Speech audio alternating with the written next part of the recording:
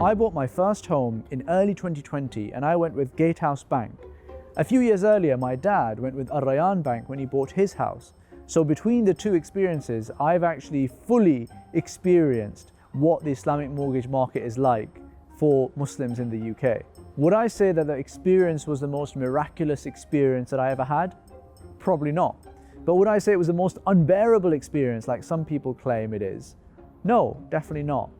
I think the truth lies somewhere in the middle. In this video, I want to share with you some of the steps I went through and the research I did before I ultimately decided to go for an Islamic mortgage. The very first thing I did was to work out whether or not I thought Islamic mortgages were legit or not. The other key thing I did was consider the alternatives. Now, in my day, there weren't that many alternatives, so what I'll do is I'll cover some of the new alternatives that have come onto the market as well.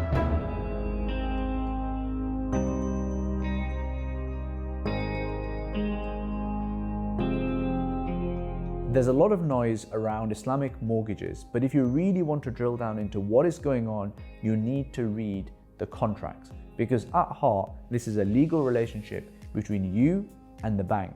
Really simply, an Islamic mortgage is a partnership between you and the bank rather than a loan from the bank to you. The concept is pretty straightforward. You buy a percentage of the house with your deposit and the bank buys the rest.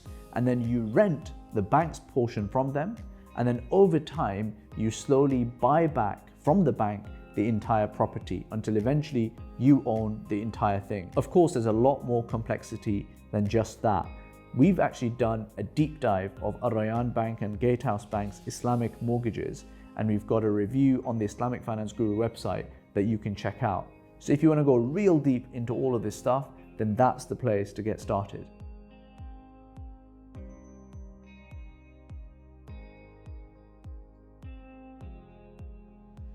So far so good, but the two key objections that Islamic mortgages face are, firstly, they're just mimicking conventional mortgages, aren't they?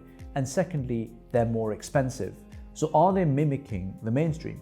Well, the answer requires a little bit of a history lesson, because you see, the way Islamic mortgages are today actually got developed about 20 years ago, where the campaigners at the time worked very closely with lawyers and politicians and policymakers and regulators to make changes to the system, particularly the law, to enable Islamic mortgages to be delivered. They also had to get special exemptions from HMRC so that double stamp duty wasn't charged on an Islamic mortgage. They also had to develop a product that fundamentally attracted enough capital for them to then be able to give out in Islamic mortgages as well. This was a long and arduous journey, and eventually the Islamic mortgage that we see today was the result of complicated and long, difficult negotiations between policymakers, politicians, lawyers, the bankers behind this, Islamic scholars, and the commercial interests, as well as the community members themselves. It is true that the risk profile of Islamic banks and conventional banks is similar. However, there are important and material differences between the two. For example, Islamic banks can't borrow off other banks to get their money. They need to go to savings accounts to get that money. And savings accounts need to be paid somewhere between 1% and 2% annually, whereas with a conventional bank, you might get the money for maybe 0.5%. There is a material difference, therefore, in how much it costs the Islamic banks to get the money, and that therefore reflects in the price. The second key difference is that an Islamic bank would ultimately be on the hook if your house got destroyed and the insurance company didn't pay out on it for whatever reason. Whereas in the conventional setup, you would still owe the conventional bank that debt. Am I saying that Islamic banks are doing all that they need to do and that they are perfect from an ownership and risk-taking perspective from an Islamic lens? No, that's not what I'm saying. I think they can and should be doing more, and we should be evolving our structures from the 20 years ago structures that we developed to what we can do now. But are they Sharia compliant? Yes, my view is yes.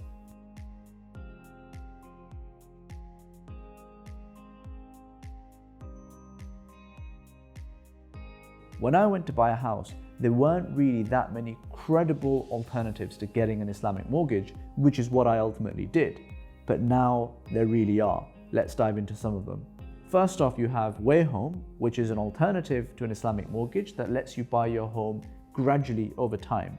You can buy up to 40% of the house, though it is a little bit more expensive than your typical Islamic mortgage. On the plus side, you can get started with a pretty low deposit. They also don't let you buy any old property. You have to buy the properties that have been pre-vetted by them on their platform. This has a plus side and a downside. The downside is, of course, the number of properties you can go for is a little bit more restricted. The upside is, interestingly, they will actually negotiate the price with the seller. So if you're someone who's a little bit faint-hearted when it comes to negotiation, this is actually a nice perk where you get the professionals to do this for you. I'd add in here that Home is sponsoring this show, but as ever, we are featuring other providers to give you a proper sense of the entire market. Another very intriguing option is primary finance.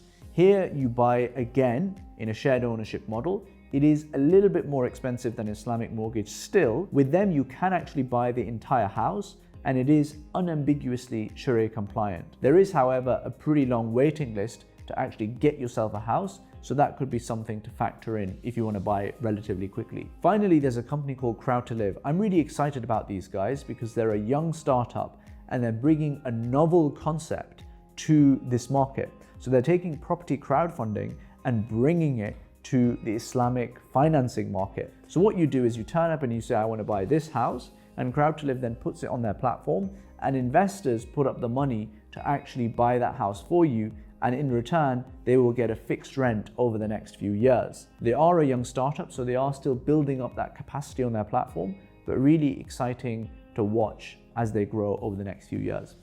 Would I still go for an Islamic mortgage today? Probably. I happen to have a 20% deposit, so for me, it would have been cheaper, and it still is cheaper, to go for an Islamic mortgage. But if I had less than that deposit, then I would probably go for an alternative, because that way I can get onto the housing ladder faster, and I know that would save me tens of thousands of pounds in the long run.